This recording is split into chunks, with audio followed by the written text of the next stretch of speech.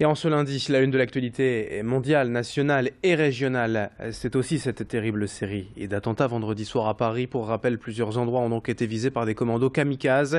Le bilan provisoire est terrible. On dénombre pour l'instant 129 morts et 352 blessés, dont beaucoup sont dans un état grave. Pour rappel des faits, tout a commencé peu après 21h avec 3 explosions entendues au Stade de France où avait lieu le match de football France-Allemagne.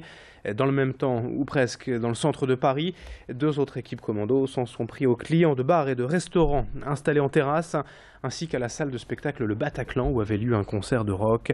Sur les 8 terroristes ayant mené ces attaques vendredi, 7 sont morts en actionnant leur ceinture d'explosifs et 1 a été tué par les forces de l'ordre. Ce terrible bilan provisoire de 129 morts a bouleversé la France et le monde entier. Vous avez sûrement vu ces images de rassemblement et le soutien exprimé à travers le monde ce week-end. À Lille également, les citoyens se sont mobilisés en se rassemblant samedi après-midi. La Ligue des droits de l'homme avait appelé à se réunir place de la République, mais la mairie de Lille et la préfecture avaient déconseillé de se rassembler publiquement. La volonté d'union a été plus forte et près d'1 millier de personnes étaient là samedi pour dire non à la barbarie terroriste et exprimer leur soutien aux victimes et à leurs familles. Ce moment de recueillement où les anonymes de toutes origines, toutes confessions, ils sont venus déposer quelques fleurs, une bougie, une lettre, juste pour s'unir face à cette violence. Et notez qu'un autre rassemblement, cette fois validé par les autorités, est prévu ce matin à 11h45, place de la République, avec tous les élus politiques, le préfet, tous ceux qui peuvent être présents. Une minute de silence sera ensuite respectée à midi sur cette même place de la République, mais également dans de nombreux lieux publics, écoles et administrations. On va maintenant écouter plusieurs réactions recueillies par nos équipes ce week-end à Lille et d'ores et déjà le délégué régional de la Ligue des droits de l'homme, samedi, place de la République. Tout le monde savait bien que la France était une cible privilégiée pour l'ensemble des mouvements terroristes. Nous sommes dans une situation qui est excessivement compliquée, délicate et qui n'est pas simple à moins de rentrer dans la tête de chacun pour savoir ce qu'il projette, d'arriver à prévenir de telles situations. Tout le monde disait que c'était tout à fait prévisible. La seule chose que nous ignorions, c'était la date. On écoutait également ces simples anonymes, ces passants en lillois dans la rue, au micro de Céline Nuret ce dimanche. J'ai du mal à comprendre comment est-ce que des actions policières, quand bien même elles sont extrêmement organisées ou très développées, vont permettre d'aller chercher ces gens-là qui se cachent, qui sont très discrets, qui sont vraiment disséminés un petit peu partout. Les militaires dans les rues, je pense pas, puisque là, on était en vigilance et ils ont réussi à passer. Donc, est-ce que le militaire, là, va faire quelque chose? Est-ce que ça servirait ou est-ce que ça ferait qu'entretenir la peur de tout le monde? De voir des gens se balader avec des armés jusqu'aux dents, je sais pas si ça rassurait plutôt qu'autre chose.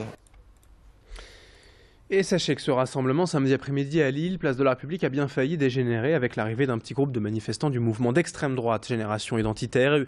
Une dizaine de personnes réclamant l'expulsion des islamistes, mais rapidement encadrés par la police et hués par la foule, ils ont dû se disperser et quitter la place dans une certaine confusion. Tout de même, on va le voir avec ces images signées de notre journaliste sur place, Alison Pelotier.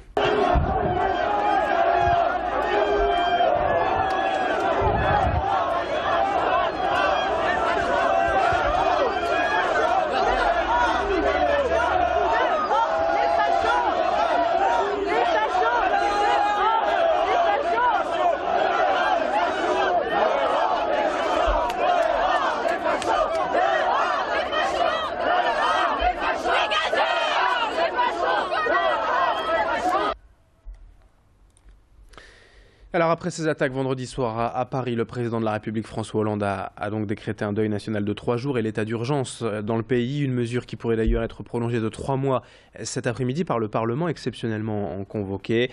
Dans la région, des mesures de sécurité exceptionnelles ont également été prises. Ce week-end, le préfet Jean-François Cordet avait réuni dès samedi midi tous les services concernés. L'ensemble des forces de l'ordre est donc mobilisé pour protéger la population.